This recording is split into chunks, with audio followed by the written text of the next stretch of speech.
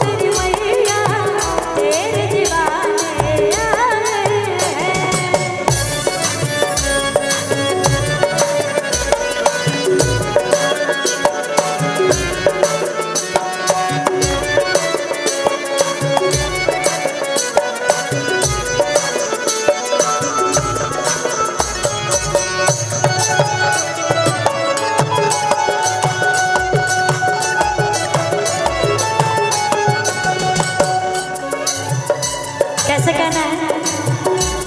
एक बार दोनों हाथ आप लोग ऊपर उठाइए, नहीं तो मैं आके और जबरदस्ती दोनों हाथ ऊपर करवाऊंगी। मुझे आना पड़ेगा कि आप लोग दोनों हाथ ऊपर उठाएंगे। मैं अपने लिए थोड़ी बोल रही हूँ, मैं तो माता रानी के लिए बोल रही हूँ ना। हैं यहाँ हमारी चाची लोग बैठी हुई है।